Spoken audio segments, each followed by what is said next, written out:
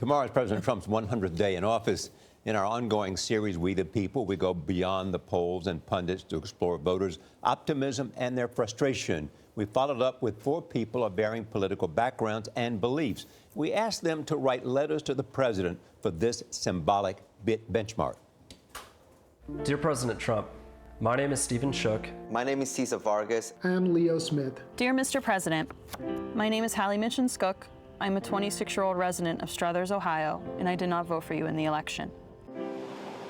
I grew up in a small blue-collar community, most of whom you appealed to in your campaign. Even though I wasn't drawn into your rhetoric, I would like to ask on behalf of all those who were, why haven't any of your political promises been fulfilled in your first 100 days as president? I'm a businessman and an activist with the Georgia Republican Party, and I voted for you. I, Donald John Trump, do solemnly swear. I still believe. At the top of my list during the 2016 election was the need for a candidate who would disrupt the status quo.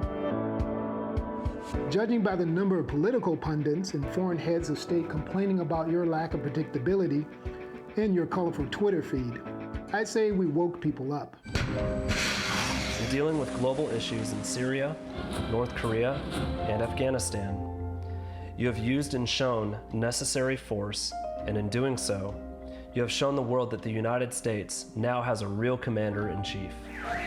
I completely agree with the action that you took to show the Syrian government that the United States will not sit idly by while they torture and kill innocent people. It does make a person wonder, though.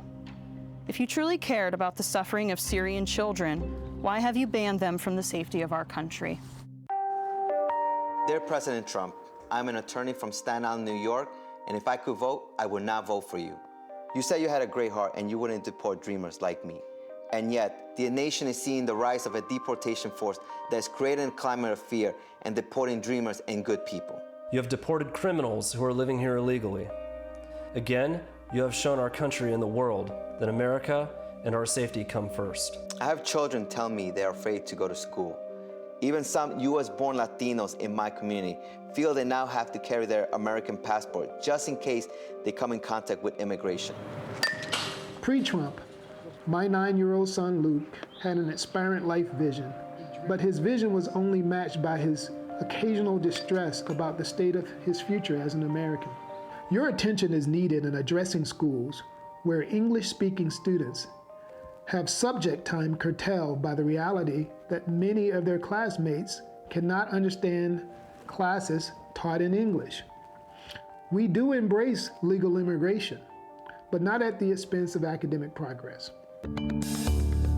As an educator, I am very concerned about your appointment of Betsy DeVos as Secretary of Education. I was just asking to clarify. As a teacher in a low-income district, I am very worried that free and reduced school lunches may be cut. I have seen students digging through trash cans looking for something to eat when not in school. My only disappointment in your first 100 days of your presidency was the proposed health care reform. We're going to be living with Obamacare for the foreseeable future. As a young entrepreneur, and as someone who has specialized health care needs due to undergoing brain surgery 8 years ago, the current cost of health care is extremely unaffordable for myself and for many other Americans. Being the president is about trust. With all your proven lies, how can you expect to be trusted? You get an A for stimulating market confidence, sir, but we need lower and middle class jobs.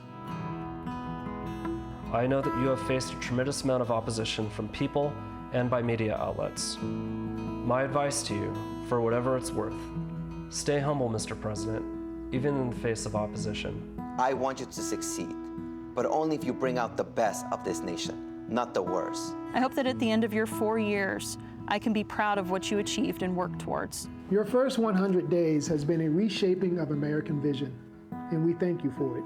We're now more interested in the engine of the car and not the flamboyance of the driver. So, sir, please just deliver the pizza. Americans are hungry. It's really good. What's really good about it, it shows you the eloquence of people. Yeah, you can tell they put a lot of thought into it. And what I like is it's such a good cross-section of people that we're talking to, too. Yeah, there's something it's very about well done. Writing down your thoughts before you speak them. Yeah. That adds to a thoughtfulness. Yep. It's a good idea. It is, right? Think before you speak. Yeah, right? I mean, that's unusual. I haven't seen a piece done like that. What we're doing is very original. Very I original. think that's very CBS This Morning, Nora. I agree, like Gayle that. King. I like that. And we're going to follow up with Leo, Hallie, and Caesar, and Stephen to see how their perspectives might change throughout the Trump presidency.